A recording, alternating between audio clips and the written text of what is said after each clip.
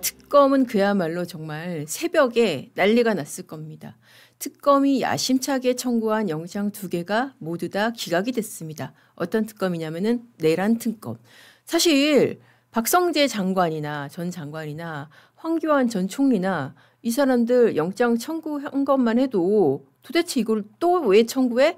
그런 의문이 드는 영장이었을 수밖에 없습니다. 그래서 각각의 이 영장에 대해서 어떤 사유로 청구를 했고 왜 기각을 했는지 제대로 한번 따져보겠습니다. 박성재 전 장관 같은 경우에는 얼마 전에 청구했잖아요. 그런데 지금 한 달이 뭐야? 지금 거의 한 달 정도? 한 달이네. 딱 한 달 만에 다시 청구를 했습니다. 자, 영장이 한번 청구돼서 기각이 됐으면은 그걸 다시 청구하려고 그러면은 정말 새로운 범죄 사실이 발견이 돼야 됩니다. 과연 그런 게 있었는지 한번 살펴볼게요.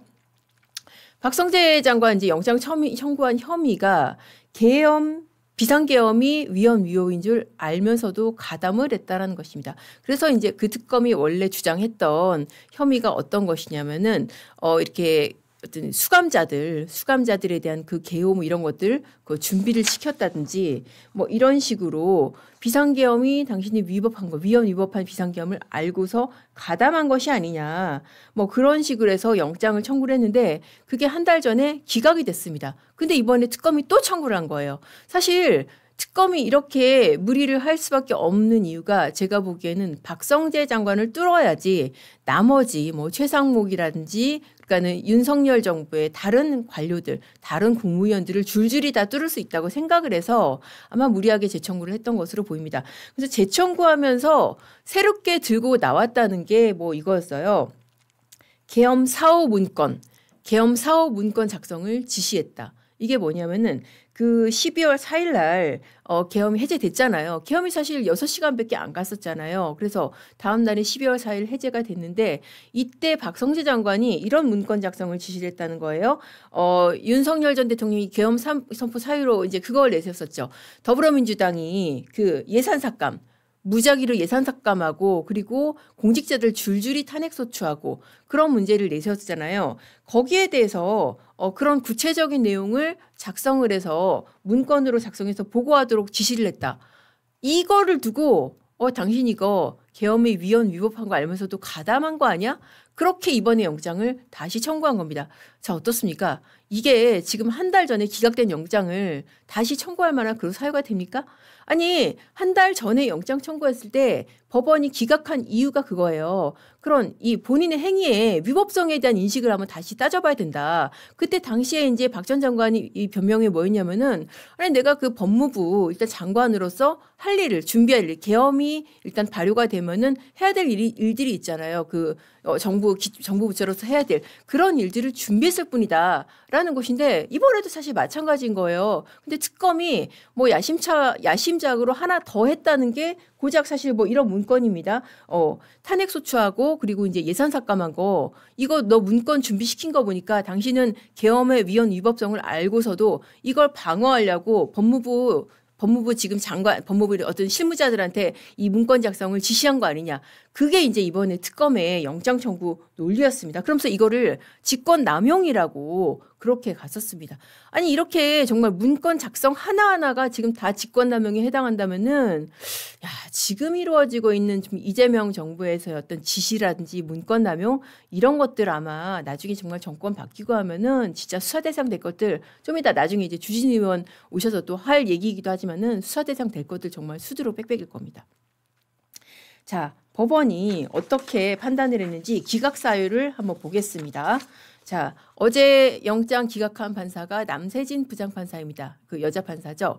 종전 구속영장 기각 결정 이후에 추가된 범죄 혐의와 추가로 수집된 자료를 종합해봐도 여전히 혐의에 대한 다툼의 여지가 있다. 불구속 상태에서 충분한 방어 기회를 부여받을 필요가 있다고 판단된다. 야, 그거 하나 더 있다고 하는데 내가 보기엔 아니야. 기각됐잖아. 기각됐는데 이거 하나 더 갖고 와가지고 이게 구속될 사유가 되겠니? 안 되겠다. 혐의에 대한 다툼의 여지가 있다는 거는 이거는 영장 청구 사안이 애초부터 아니라는 거예요. 그러니까 무슨 증거인멸의 우려가 없다든지 도주의 우려가 없다든지 이런 내용 같은 경우에는 기각사유 중에 그런 내용 같은 경우에는 혐의는 될 것 같은데 그래도 뭐 구속까지 할 사안은 아닌 것 같아. 구속까지 할 정도는 아닌 것 같아. 그래도 꼬박꼬박 나와서 수사 받으니까 그렇게 해석을 할 수가 있는데 혐의에 대한 다툼의 여지가 있다는 거는 이거는 영장 청구한 검사 입장에서 굉장히 치명적인 겁니다. 수치스러운 겁니다. 이게 죄가 되는지 안 되는지 모르겠다. 판사 입장에서 그런 거예요. 그렇잖아요. 사실 법무부 장관 입장에서 계엄이 발효가 되면은 계엄이라는 게 어쨌든 헌법상 정해진 대통령의 권한이고 비상대권이니까 발효가 되면은 우리 부처는 뭘 하고 어떻게 어떤 수감자들에 대해서 어떤 대책을 세워놓을지. 왜냐하면은 계엄의 내용 중에 그것도 있잖아요. 이런 영장 없이 체포 구금할 수 있는 그런 부분도 있으니까 그러면은 그런 교정을 시설을 담당하는 법무부 장관으로서는 취해야 될 조치들이 있고 그 차원에서 취한 조치들 이거를 과연 계엄을 알고 가담한 행위라고 볼 수 있겠냐. 그게 앞서 영장을 기각한 판사의 의문이었거든요. 근데 이번에 무슨 뭐 탄핵 많이 하고 뭐 예산 삭감하고 이 문건 작성한 지시한 게 이게 하나 더해졌다고 그래서 앞서 그 영장 기각한 사정이 달라질 수 있겠냐. 달라지지 않는다. 라는 게 이번 남세진 부장판사의 판단입니다. 그러니까 억지 영장 청구했다는 거예요. 어떻게든 윤석열 정부의 이 국무위원들을 얽어넣고자 영장을 무리하게 2번이나 청구를 했지만은 2번 다 기각을 했다라는 것입니다. 자, 그러니까 이거 사실 내란 특검이 이제 이 정도 되면은 정말 윤석열 정부의 국무위원들에 대한 수사는 포기해야 되지 않을까. 물론 이제 앞전에 조태용 전 국정원장에 대해서 영장이 발부가 되긴 했습니다. 그것도 사실 좀 의문이긴 하죠. 조태용 전 국정원장 같은 경우에는 계엄 사실을 알고서도 뭐 국회 정보위라든지 이런 데 알리지 않았다라는 것인데 그게 글쎄요. 과연 뭐 구속의 사유가 될지. 물론 이제 그 영장의 발부 사유는 증거인멸 우려였습니다. 뭐 범죄의 중대성이나 뭐 소명 정도 거기에 대해서는 뭐 얘기가 없었는데 증거인멸 우려를 이유로 발부가 됐는데 아무튼 그것 빼놓고는 다 줄줄이 기각이죠. 한덕수 기각, 박성재는 2번 기각. 지금 그렇게 된 겁니다. 더 사실 기가 막힌 거는 저는 이 영장이 아닐까 싶은데 이게 정말 대한민국 맞아? 라는 의문이 들게 했던 그런 영장이었습니다. 황교안 전 총리에 대해서 체포영장 집행했다고 뉴스 나오더니 바로 이제 구속영장 청구를 했습니다. 원래 사실 법상으로 체포영장을 집행을 하고 나면은 48시간 이내에 구속영장을 청구를 하거나 아니면은 석방을 하거나 둘 중에 하나를 해야 되는데 구속영장을 청구를 한 거예요. 야, 이게 뭐 도대체 이 사람이 뭘 했다고? 이 사람은 사실 전전전 총리이잖아요. 지금 뭐 언제 총리를 역임했는지도 우리가 한참 따져봐야 되는 전전 정부의 그런 총리였는데 도대체 이 사람이 무슨 계엄에 대해 내란 선동 혐의로 영장을 청구를 했었습니다.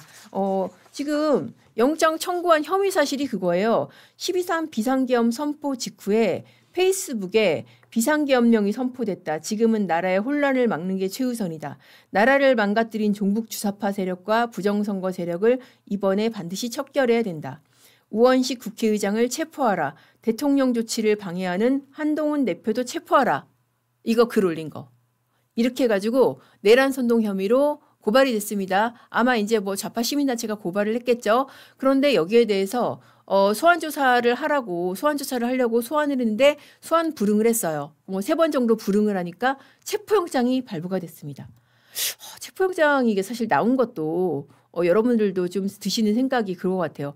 아니 왜 이렇게 이런 우파 보수 인사들은 체포영장이 쉽게 나오지? 사실 저도 그런 생각이 안 들 수가 없습니다.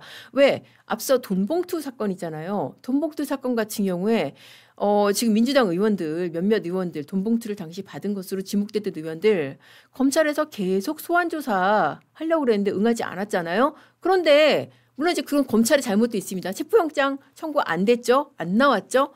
그런데 사실 윤석열 전 대통령 같은 경우에도 3번 소환 불응했다고 바로 체포영장 나와서 그때 왜 여러분들 기억하시겠지만은 한남동에서 정말 그야말로 윤석열 체포 쇼가 벌어지지 않았습니까? 이번에도 마찬가지로 한 3번 불응을 하니까 체포영장이 바로 나온 겁니다. 그렇게 해가지고 체포영장까지 집행이 됐고 같은 사유로 내란 선동이라는 이유로 구속영장이 청구가 된 겁니다. 자, 어떻습니까, 여러분? 페이스북에 이 정도 글 쓰면은 구속이 돼야 되나요?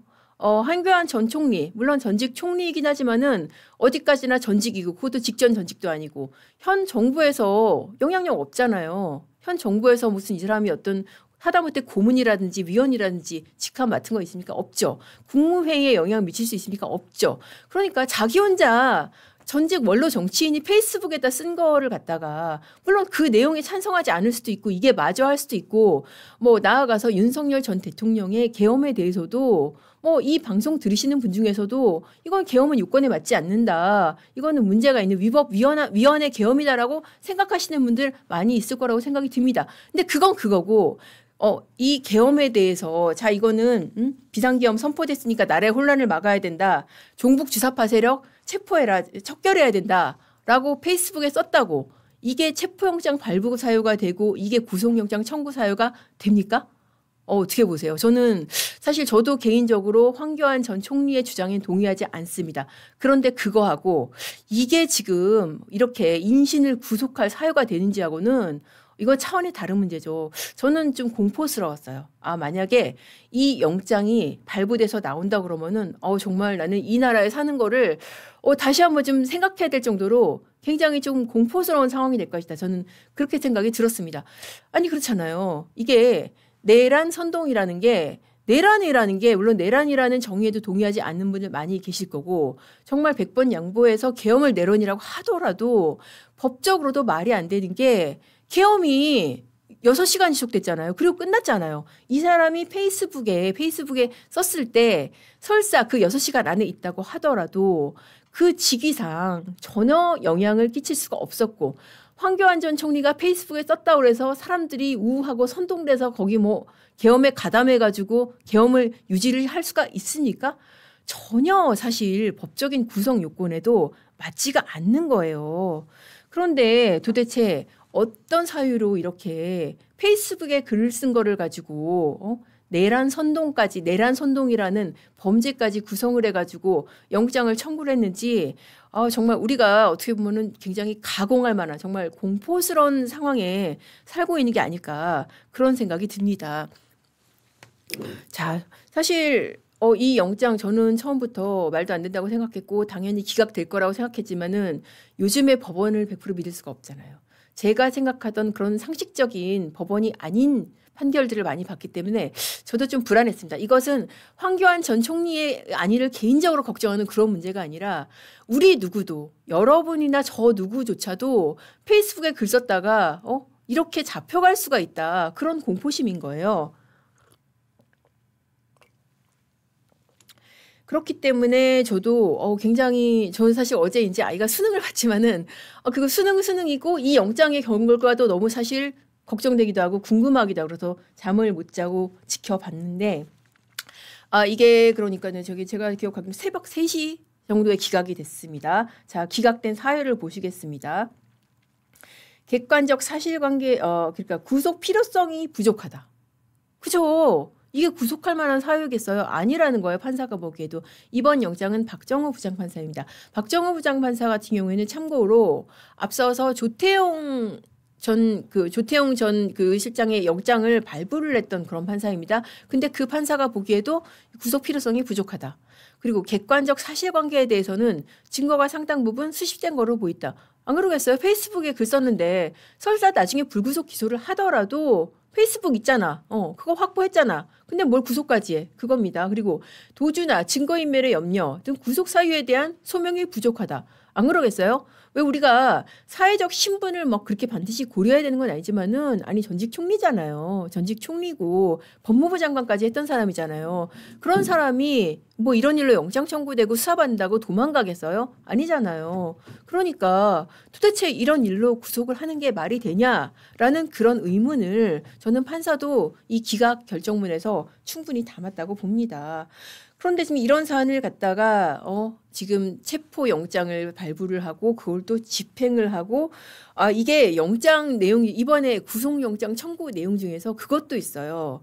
어떤 게 있냐면은 그 압수수색도 당했거든요. 그 압수수색 했다고 이제 그 속보 많이 보신 분도 있을 텐데 압수수색 이후에 압수수색 영장 불법적이다라고 황 전 총리가 페이스북에 올렸습니다. 그러면서 영장 발부 판사 이름을 이제 올렸어요. 영장 발부 판사는 서울중앙지법의 땡땡땡이다. 그리고 지난 영장 발부 판사는 땡땡땡이다. 판사들도 똑바로 해라. 그 자기에 대해서 이렇게 연거푸 뭐 압수수색 영장이라든지 이런 게 발부가 되니까 판사 이제 이름을 올리면서 똑바로 하라라고 올렸는데 이것도 범죄로 구성을 해가지고 이번에 혐의로 추가를 했습니다. 뭐냐면은 공무집행방해 그리고 특검법상 수사방해 혐의. 야, 특검이 정말 무소불위네요. 이런 것도 특검법상 수사방해 혐의 이거를 범죄라고 합니다. 아니 솔직히 지금 뭐 이런 우파나 보수 인사들 영장 기각을 하면은 좌파에서는 어떻게 합니까? 그 신상 파가지고 올려가지고 뭐 심지어 무슨 사무실 전화번호 올리는 경우도 있고 그런 경우 많잖아요. 그런데 그거는 왜 아무렇지도 않게 넘어가면서 전직 총리가 물론 이게 바람직하지는 않아요. 근데 이거 여기 올렸다고 이거를 공표를 냈다고 이거를 특검법상 수사 방해 혐의 특검이 정말 왕이네요, 왕. 진짜. 특검이 무소불위고 절대 권력이고 박정림님 말씀대로 이틀막의 서막이고 이미 이제 본전을 향해서 가고 있다는 생각이 듭니다. 자, 그러니까 이 사람의 의견에 대해서 맞고 틀리고 의견을 표명하는 거하고 이거를 형사상 범죄로 구성해서 영장을 청구해서 발부하는 거하고는 이거 차원이 다른 문제거든요. 그래서 제가 오늘 이제 이 영장 청구되고 이제 기각이 되고 나서 온라인에 반응을 좀 봤습니다. 근데 굉장히 그래도 좀 상식적인 반응들이 많아서 여러분들도 동감하실 것 같아서 소개를 좀 시켜드릴게요. 어떤 분이 이제 네이버 댓글로 이렇게 그 의견 표명을 하셨어요. 계엄은 분명히 반대하지만 페이스북에 계엄 옹호글 썼다고 구속하면 이 나라가 북한이냐 중국이 북한이나 중국이지 대한민국이라고 할 수 있냐. 저도 100% 동감합니다. 아니 페이스북에 글 썼다고 구속을 한다는 게 이게 말이 됩니까? 그거 진짜 북한하고 중국하고 다를 게 뭐가 있어요. 시진핑과 관련된 검색 못하고 시진핑과 곰돌이프 검색하면 막히는 중국이랑 다를 게 뭐가 있어요. 그러니까 이거는 정말 특검의 횡포이자 자유민주주의에 대한 능멸이다라고 써주셨는데 저도 100% 공감을 하고요. 그리고 또 이런 의견도 있었습니다. 페이스북에 계엄 옹호 글 썼다고 구속하면 우리나라 인구의 상당수는 구속해야 된다. 이게 특검의 횡포다. 맞습니다. 그러니까 계엄에 대해서는 반대할 수 있어요. 그런데 계엄에 대해서 반대하는 분들조차도 이렇게 지금 이 구속영장 청구 여기에 대한 수사는 부당하다라고 분명히 의견을 표명을 하고 있습니다. 이게 이제 앞서 그 사건하고도 조금 비교할 필요가 있는데 통진당 사건이잖아요. 그 좌파 진영에서 이제 그렇게 얘기를 합니다. 야, 통진당은 밤중에 사람들 뭐 우르르 모여가지고 얘기한 거 가지고도 내란 선동으로 구속됐어라고 하는데. 그 사건과 이 사건은 어떻게 다르냐면요. 그땐 사람들이 100명 넘게 모였습니다. 밤 10시 넘어서 모였습니다. 그리고 구체적으로 국가기관시설 파괴를 모의를 했습니다. 뭐 저유조가 어디 있고 전기선을 어디를 뭐 어디를 갖다가 건드려야 되고 뭐 정유시설이 어디 있고 그리고 지금 인터넷에 보면은 무기 만드는 법이 있으니까 요새 중학생만 돼도 뭐 무슨 총을 만들 수 있으니까 그런 얘기 했었습니다. 물론 객관적으로 보기에는 뭐 황당무계하지만은 어쨌든 다수의 인원들이 밤에 모여서 실질적으로 그렇게 국가기관시설 파괴를 모의를 했기 때문에 그건 내란 선동으로 유죄가 난 것이고요. 이건 어떻습니까? 페북에 글 쓴 게 다예요. 그리고 나서 뭐 황교안 전 총리가 사람들 모았습니까? 아니면은 뭐 그 당시에 집회를 선동을 해가지고 자 우리 뭐 가자 어디로 가자 그렇게 했습니까? 그런 거 없어요. 그리고 계엄은 6시간 지나서 끝났고요. 그런데 이런 글을 썼다고 해서 이게 구속영장까지 청구하는 거는 정말 특검의 횡포이자 자유민주주의에 대한 능멸이라고 생각이 듭니다. 법원도 사실 그렇게 쓰지는 않았지만은 이번 기각 판단에는 그런 판단이 충분히 담겨 있는 것이고요. 자, 그렇게 해서 이렇게 영장이 기각이 되니까 저는 특검에서 정말 멘붕에 빠졌을 것이라는 생각이 듭니다.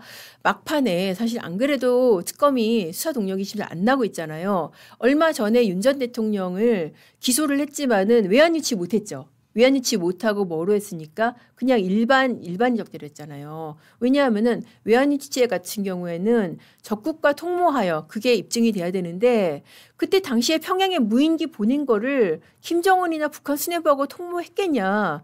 그랬을 리도 없고 입증도 어렵고 그건 사실 애초부터 제가 무리한 범죄라고 말씀드렸잖아요. 그러니까 그걸 못했죠. 그리고는 결국 이제 일반 이적대로 했는데 일반 이적대도 굉장히 법적인 다툼의 소지가 많습니다. 그냥 통상적인 군사작전의 일환이었다. 아니 북한에서 오물풍선 띄우는데 우리 가만히 있어? 그러니까 우리가 무인기 보낸 거지. 그렇게 법적으로 얘기하면은 저는 그거를 특검에서 방어할 방법이 잘 없다고 보이거든요. 근데 어쨌든 뭐라도 칼을 뺐으니까 무라도 썰어야겠다는 생각에 칼을 뺐는데 적장에 목은 못 빼요. 근데 무라도 썰어야겠다는 생각에 일반 이적죄로 기소했다는 생각이 드는데 이렇게 사실 맘먹은 대로 지금 안 되고 있습니다. 어떻게 보면은 3특검을 열심히 돌려가지고 국정에 동력을 삼으려고 했는데 그게 맘대로 안 되는 상황인 거죠.